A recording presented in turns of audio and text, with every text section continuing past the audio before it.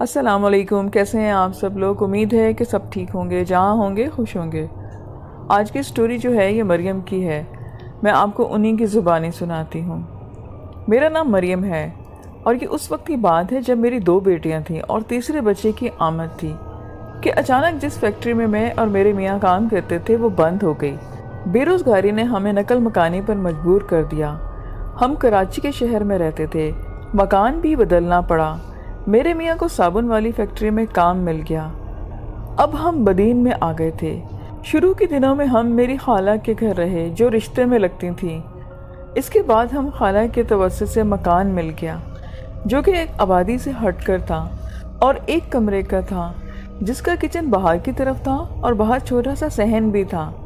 صحن میں ایک غسل خانہ تھا جس کے آگے بوری کا پردہ تھا، دروازہ تک نہیں تھا، اور کچن باہر تھا، صرف ایک شیلف سی تھی اور لکڑی کا چھت تھا، دروازہ بھی نہیں تھا۔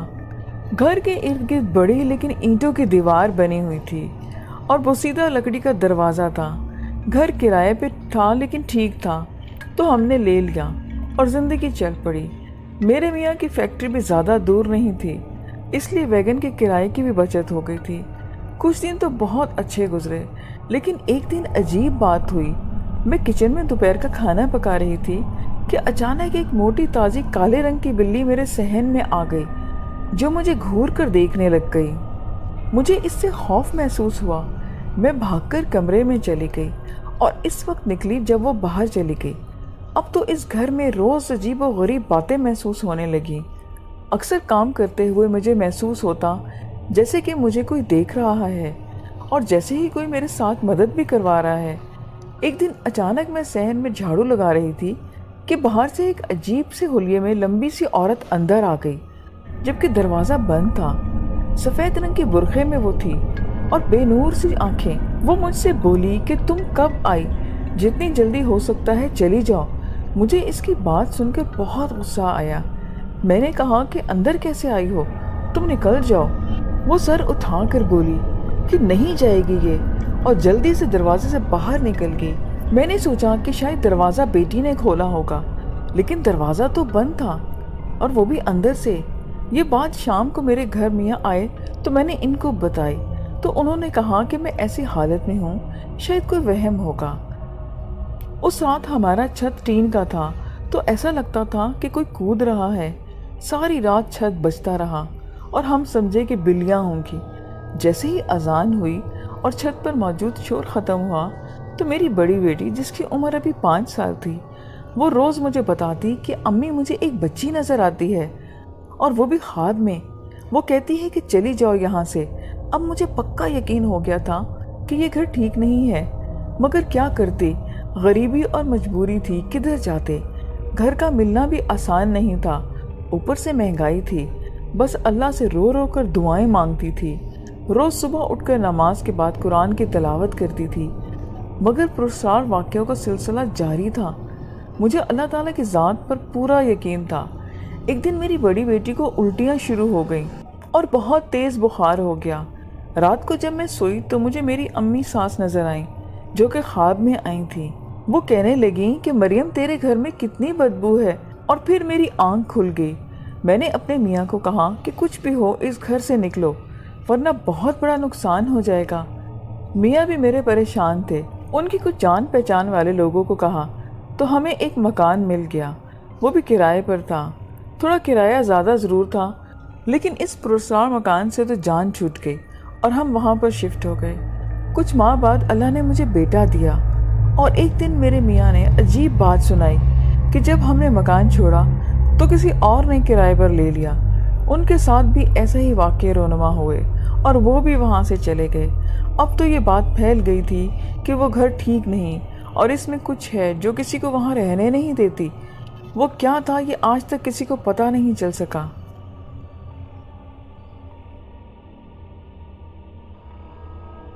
میرا نام جینی ہے اور یہ کہانی دوسری جنگ عظیم کے دور کی ہے۔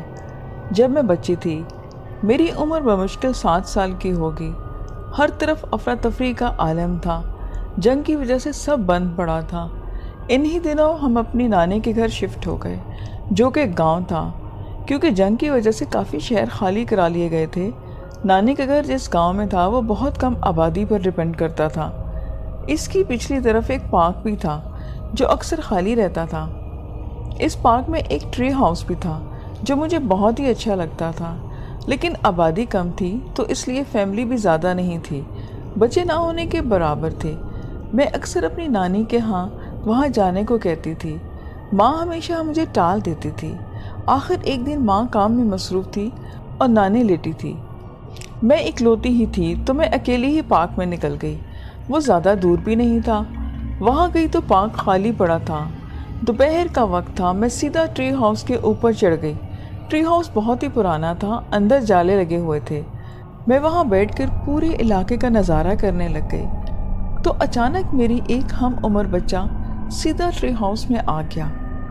گندے بوسیدہ کپڑے پہنے ہوئے آتے ہی بولا کہ تم یہاں کون ہو اور کیا کر رہی ہو؟ میں نے اسے یہی سوال کیا تو اس نے اپنا نام ٹام بتایا۔ اس کے بعد ہم دونوں بہت کھیلے۔ میں اکیلی تھی، میں نے بھی شکر ادا کیا۔ کھیلتے کھیلتے ہمیں وقت کا پتہ ہی نہ چلا اور میری ماں نے دور سے آواز دی۔ میں نے اسے ہائے کہا اور گھر آ گئی۔ ماں نے ڈانٹا بھی کہ میں اکیلی کیوں گئی تھی۔ خیر صبح پھر میں نے ماں سے پوچھا اور دوبارہ چل دی۔ ابھی پارک خالی ہی تھا، لیکن اچانک ٹام نے مجھے درخت والے گھر کے اندر سے آواز دی اور میں بہت خوش ہوئی اور بھاگ کر چلی گئی۔ ہم بہت کھیلے اور پھر میری ماں نے کچھ دیر بعد آواز دی۔ اب کی بار ٹام نے کہا کہ میں روز ہی پارک میں آیا کروں گا اور میں نے حامی بھر لی۔ اب میرا روز کا معمول بن گیا۔ میں اور ٹام بہت کھیلتے تھے۔ ایک دن میں نے اس سے اس کے گھر کے بارے میں پوچھا تو وہ بولا کہ پچھلی سڑک پر اس کا گھر ہے۔ میں نے کہا کہ وہ میرے گھر آئے تو اس نے کہا کہ وہ نہیں آ سکتا۔ میں نے کہا کہ میں اس کے گھر آؤں تو اس نے صاف انکار کر دیا۔ خیر روز روز کھیلتے کھیلتے ایک بار بھاگتے ہوئے ہم پچھلی گلی میں نکل گئے تو ٹام مجھے اپنے گھر دکھانے لگا جو بالکل سڑک کے کنارے تھا اور اکیلا تھا۔ بہت دیر ہو گئی تھی تو ٹام نے خود کہا کہ وہ اب اپنے گھر جا رہا ہے اور وہ چلا گیا۔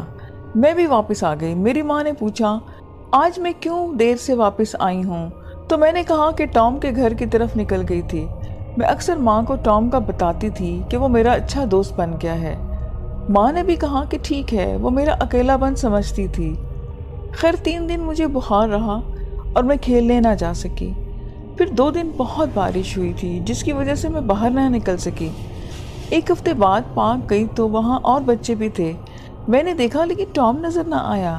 وہ بچے بھی نیو اس گاؤں میں ہی آئے تھے۔ میں کافی بار پارک گئی لیکن مجھے ٹام نظر نہ آیا۔ آخر ایک بار میں خود اس کے گھر والی گلی میں چلی گئی تاکہ اس کو بلا لاؤں، لیکن جب وہاں گئی تو گھر کے باہر تالا لگا ہوا تھا۔ تالا بھی لگتا تھا کہ بہت عرصہ ہو چکا ہے کیونکہ مکڑیوں نے جالا بنا رکھا تھا۔ گھر کے اوپر والی سٹوری پر کالے کالے سے نشان تھے جیسے کہ جلنے کے ہوں۔ خیر میں اپنے گھر واپس آ گئی اور ماں کو بتایا کہ ٹام نہیں آتا۔ اب ماں نے کہا کہ جنگ کا زمانہ ہے، کہیں اور چلے گئے ہوں گے۔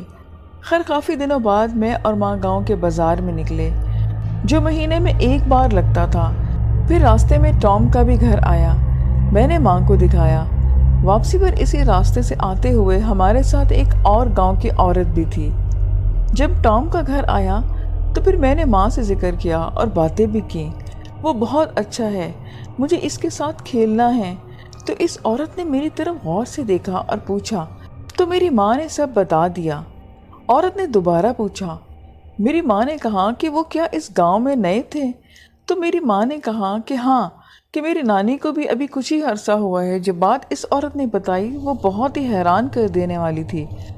اس نے بتایا کہ آج سے 30 برس پہلے اس گھر میں جو ٹام کا گھر تھا ایک فیملی رہتی تھی۔ ان کا ایک ملازم تھا، بچہ کسی یتیم خانے سے لائے تھے، دونوں اکیلے تھے۔ ایک دن اچانک اوپر والے حصے میں آگ لگی اور بچہ جس کا کمرہ اوپر تھا وہ جل کر مر گیا۔ اس کا نام ٹام تھا۔ اس کے بعد وہ یہاں سے چلے گئے، تب سے یہ گھر بند پڑا ہے۔ ہاں البتہ کچھ لوگ ایک بچے کو اکثر پارک میں دیکھتے ہیں۔ یہ بھی وجہ ہے کہ پارک ویران رہتا ہے اور لوگ نہیں جاتے۔ اس کے بعد وہ عورت وہاں سے تیزی سے آگے بڑھ گئی۔ میں اور میری ماں جس حالت میں کھڑے تھے میں بیان نہیں کر سکتی ہوں۔ کچھ ہی دن کے بعد ہم وہاں سے شفٹ ہو گئے کیونکہ وہ ایریا بھی جنگ کی وجہ سے خالی کروا لیا گیا تھا۔ اس بات کو بہت عرصہ ہو گیا ہے لیکن میں ابھی تک نہیں بھولی، اور بہت ہی حیران ہوتی ہوں یہ سوچ کر کہ اگر ٹام مر گیا تھا تو پھر وہ کون تھا؟ میں آپ کو شجاع الدین کی سٹوری جو کہ راولپنڈی میں رہتے ہیں انہی کی زبانی سنانے لگی ہوں۔ موسم سرما شروع ہو چکا تھا۔ ہم 3 بھائی، 2 بہنیں اور والدین گاؤں میں دادا کی پرانے حویلی میں رہتے تھے۔ یہ حویلی نما بلکہ ایک قلعہ تھا، 2 کمرے اور درمیان میں راہداری۔ زیر زمینی ان تمام کمروں کے نیچے کا مکمل تھا اور آگے برانڈا تھا۔ سامنے ایک باغ تھا جو کہ ایک پورا باغ تھا اور اس میں طرح طرح کے پرندے، بطخیں اور مرغیاں تھیں۔ ہم 3 بہن بھائی ایک کمرے میں ہی سوتے تھے۔ میں روٹین کے مطابق سونے کی کوشش میں تھا کہ اس رات نیند آنکھوں سے کوسوں دور تھی۔ بہت کوشش کی لیکن نیند آنے کا نام ہی نہیں لے رہی تھی۔ آدھی رات کے بعد مجھے کچھ دھیمے سے آواز آئی، جیسے کسی سے کوئی مخاطب ہو، اور سب اسی رات سے شروع ہوا۔ میں نے خوف کی وجہ سے اپنے بھائی کو جگایا، وہ دونوں جاگ گئے اور ہم تینوں کمرے کے دروازے تک آئے، کیونکہ دروازہ آدھے سے اوپر شیشے کا تھا۔ باہر سب صاف دکھتا تھا تو دالان سے جاتے ہوئے 4 بندے دکھے جو سروں کو ڈھانپے ہوئے تھے۔ بھائی سے صبر نہ ہوا اور چور چور کی آواز لگا دی۔ ان میں سے ایک نے پیچھے دیکھا، آنکھیں نہ تھیں بلکہ موتی چمک رہے تھے۔ مجھے ایک دم سے بس اندھیرا ہی دکھائی دینے لگا، اور جب صبح ہوش آیا تو امی سے کچھ کہہ کر وہ باہر چلے گئے۔ گھنٹوں بعد والد صاحب ایک عامل کے ساتھ آئے۔ وہ عامل کچھ دیر آنکھیں بند کیے، پھر تہہ خانے کی جانب بڑھا اور تہہ خانے کے درمیان میں کچھ ضروری سامان جو وہ ساتھ لایا تھا بچھا کر بیٹھ گیا، اور ہم یہ تماشا دور کھڑے دیکھ رہے تھے۔ عامل آنکھیں بند کر کے کچھ پڑھنے لگا۔ کچھ دیر میں اسے دورہ پڑا اور وہ بے ہوش ہو گیا۔ بڑی مشکل سے ہم اسے ہوش میں لائے لیکن وہ چل نہیں سکتے تھے۔ ہمارے ابو اب مشکل سے باہر اسے لے کے آئے۔ کچھ طبیعت سنبھلی تو بابا نے یہ گھر جلد فروخت کرنے کے لیے کہا اور یہاں سے جانے کو بھی بولا۔ عامل صاحب کی کچھ طبیعت سنبھلی تو فوراً یہ مکان فروخت کرنے کو کہہ کر وہ چلتے بنے۔ گاؤں میں مکان فروخت کرنا کوئی آسان کام نہ تھا، یہاں سب کے اپنے مکان ہوتے ہیں۔ تو ہمارے ابو نے فوراً فیصلہ کیا کہ نانا جان کے ہاں چلے جاتے ہیں، کیونکہ نانا جان 2 گلی چھوڑ کر ہی تھے، اور ہم سب وہاں شفٹ ہو گئے۔ پر گھر خالی کرنا ہم پہ عذاب بن گیا، ہم سے بہت کچھ چھن گیا۔ پھر کچھ دن خیر سے گزرے۔ میرا دل بے چین تھا کہ کچھ انہونی ہونے والی ہے۔ نانا جان زمینوں کو پانی لگانے گئے تھے، اور جب کافی دیر نہ آئے تو ہم ڈھونڈنے نکل پڑے اور ان زمینوں پر مردہ پایا۔ ان کی موت کا سبب بھی پتہ نہ چل سکا۔ ابھی ہم نانا جان کے موت کے صدمے سے ہی نہ نکل پائے تھے کہ میرا بھائی چھوٹا لاپتہ ہو گیا اور اسے ڈھونڈنے ہم نکل پڑے۔ عصر کے وقت بھائی کی لاش کنویں سے ملی۔ ہم سب پر تو جیسے پہاڑ ٹوٹ پڑے۔ بھائی کو ابھی دفن ہی کیا تھا کہ ہمارے والد صاحب کھوئے کھوئے سے رہنے لگے اور بہت شکستہ ہو گئے تھے، اور اب بہنوں کو ساتھ عجیب ہونے لگا۔ وہ رات کو چیختے چلاتے ہوئے دوڑ کر باہر آتی۔ والد صاحب بھانپ گئے کہ کچھ نہ کچھ ہونے والا ہے۔ وہ ساتھ والے گاؤں جہاں ایک پہنچے ہوئے پیر صاحب تھے وہاں پر چلے گئے اور انہیں ساری داستان سنائی۔ پیر صاحب ہمارے گھر آئے اور تہہ خانے میں جا پہنچے۔ آنکھیں بند کر کے کچھ دم درود کیا اور ان پہ حاضری آئی۔ پیر صاحب کہنے لگے، بلکہ وہ بڑبڑانے لگے اور خاموش ہو جاتے۔ پیر صاحب کی آنکھیں کھلیں تو مجھے تکتے رہے اور میرے ابو کو باہر لے کر چلے گئے۔ ہمیں کچھ معلوم نہ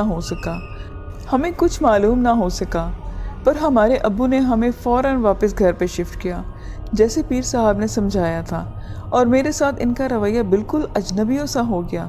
مجھے نظر انداز کرتے، لیکن اب سب کچھ نارمل ہو گیا تھا۔ مہینے گزر گئے، سب نارمل رہا۔ ایک رات میں گہری نیند سویا ہوا تھا کہ مجھے کسی نے جھنجھوڑا۔ میں نیند سے بیدار ہوا تو دیکھا کہ میری تو سانس ہی گلے میں اٹک گئی۔ میرے سامنے ایک نہایت خوبصورت لڑکی کھڑی مسکرا رہی تھی۔ کیونکہ میں گزرے واقعات سے کافی خوفزدہ تھا تو ساری قوت جمع کر کے میں پھر بھی چیخ نہ سکا، اور وہ مجھے اپنے سحر میں لے جا چکی تھی۔ میری پلکیں تک بھی نہیں جھپک رہی تھی اور میں آنکھیں پھاڑے بس اسے ہی دیکھے جا رہا تھا۔ وہ مسکرا رہی تھی، مجھے ساتھ چلنے کا اشارہ کر کے چلتی بنی، اور میں نہ چاہ کر بھی ساتھ چل پڑا۔ وہ مجھے تہہ خانے میں لے گئی۔ سیڑھی سے اترتے تہہ خانہ روشن ہو گیا۔ مجھے کوئی ہوش نہ تھا، بس میں دیکھے جا رہا تھا، اور زینوں سے اترتے تو یہاں دنیا ہی الگ آباد تھی۔ ہمارا تہہ خانہ اتنا بڑا تھا اور اتنا خوبصورت کہ جنت ہو، اور فاصلے فاصلے پر خوبصورت لڑکیاں اور جوان لڑکے مجھے ہی دیکھ رہے تھے اور مسکرا رہے تھے، اور یہاں کا نظارہ آنکھوں کو خیرہ کرتے ہوئے تھا۔ وہ سب باہر جانے لگے۔ سیڑھیوں پر پہنچ کر وہ بلی کی صورت اختیار کر گئے اور کھڑے انداز میں باہر نکل گئے۔ حیرت کے مارے میں گم کھڑا تھا۔ پھر وہ مجھے واپس میرے کمرے تک پہنچا کر تاکید کر گئی کہ کسی سے بھول کر بھی ذکر نہ کرے۔ یہ اس کی سحر تھی کہ میں چپ چاپ گہری نیند سو گیا۔ چند راتوں کے بعد وہ مجھے لے گئی اور میرا ہاتھ پکڑے رکھی تھی۔ اس بار ہم ایک دریا کے کنارے تھے اور کچھ دور آبشار اور سبزہ زار تھے۔ کافی دیر گھومنے کے بعد میں نے اس سے پوچھا کہ پچھلی بار وہ لوگ کون تھے، تو وہ بولی کہ وہ سب میرے قبیلے کے لوگ تھے اور ہم جنات میں سے ہیں۔ مجھے کوئی وہم نہیں تھا، میں اسی کے سحر میں تھا، اور وہ مجھے پھر اپنے کمرے میں چھوڑ کر چلی گئی اور میں پھر گہری نیند سو گیا۔ صبح مشکل سے دیر سے اٹھا اور میرے سر میں شدید درد تھا۔ ناشتہ کرنے کے بعد سر درد جاتا رہا۔ چند راتوں کے وقفے سے وہ پھر آئی اور میں جاگا ہوا تھا۔ اس کا بے صبری سے انتظار بھی کر رہا تھا کیونکہ مجھے مزہ آنے لگا تھا یہ سب نظارے دیکھ کے۔ اس نے میری طرف ہاتھ بڑھایا اور میں نے تھام لیا۔ پھر میں اس کے ساتھ چلتا بنا اور وہ مسکرائے جا رہی تھی۔ وہ مجھے ایک وسیع اور صحرا میں لے گئی۔ دور سے درخت ایسے نظر آ رہے تھے جیسے سخت گرمی میں پیاسے کو پانی نظر آ جائے۔ ہم اس طرف چل پڑے، وہاں پہنچے اور اس باغ میں داخل ہو گئے۔ یہ بالکل جنت کا ٹکڑا تھا۔ باغ کے گرد ندی بہتے ہوئے درمیان میں تالاب میں گر رہی تھی اور تالاب میں رنگ برنگے مچھلیاں تھیں۔ تالاب کے ارد گرد ایک رنگ برنگ پھول تھے۔ وہ مختلف اقسام کے پرندے ہر طرف اڑ رہے تھے۔ یہاں ہم کرسیوں پر بیٹھ گئے اور پھر میں خاموشی کو توڑ کر اس سے گزرے حادثات یعنی کہ نانا جان اور بھائی اور عامل کے بارے میں پوچھنے لگا۔ تو وہ بولی کہ عامل نے میرے بھائیوں کو نقصان پہنچایا تو اسے ہم نے سزا دی، اور تیرے والد کو تیری خاطر کچھ نہ کہا۔ نانا جان اور بھائی کو تیرے یہاں سے جانے کی خاطر مار دیا۔ میری آنکھوں میں آنسو آ گئے۔ پھر وہ بولی کہ جب تم پیدا ہوئے تو میں بھی اسی وقت پیدا ہوئی تھی۔ تیری ماں تجھے دودھ نہیں پلا سکتی تھی کیونکہ وہ بیمار تھی، تو میری امی تجھے ہر رات دودھ پلاتی، اور جب تک تم 3 سال کے ہو گئے تھے تب میں سمجھا کہ والد صاحب کیوں مجھے پیر صاحب کے بعد نظر انداز کرنے لگے تھے۔ عمر یوں ہی گزرنے گئی اور میں الگ دنیاؤں کی سیر کرتا رہا۔ جب 23 سال کا ہوا تو والدین نے میری شادی کا سوچنا شروع کیا۔ چند مہینوں کے بعد لڑکی دیکھنے جانا چاہتے تھے کہ ایک رات بابا کی موت واقع ہو گئی۔ ان کی موت بالکل ایکسیڈنٹل تھی۔ امی ہماری بیمار رہتی تھیں، مہینے بعد وہ بھی چل بسیں۔ بابا جان کا صدمہ کم نہ تھا، ایک اور پہاڑ ٹوٹ پڑا اور میں چکنا چور ہو گیا۔ پھر وہ دوبارہ نظر نہ آئی۔ دن سے مہینے سال گزر کے 4 سال بعد عزیز اور دوستوں کے کہنے پر ایک یتیم خانے کی لڑکی کو میں نے رشتہ بھیجا اور وہ لوگ مان گئے۔ منگنی کی رات یعنی صبح منگنی تھی، چائے بناتے وہ پرسرار طور پر جل گئی اور موت اس کی ہو گئی۔ اگلی رات وہ پھر ملنے آئی۔ وہ بہت غصے میں تھی اور بولی تیری شادی نہیں ہونے دوں گی اور دوبارہ شادی کا سوچنا بھی مت۔ میں کچھ پوچھ بھی نہ سکا اور وہ غائب ہو گئی۔ ہمارے رشتہ داروں نے میری شادی کا بہت اصرار کیا اور وجہ پوچھتے پوچھتے میری عمر 40 سال ہو گئی۔ ماموں کے بیٹے کا بہت اصرار پر میں نے یہ راز فاش کر دیا اور اس کی بہت کڑی سزا مجھے ملی۔ یہ ایک سچی کہانی تھی۔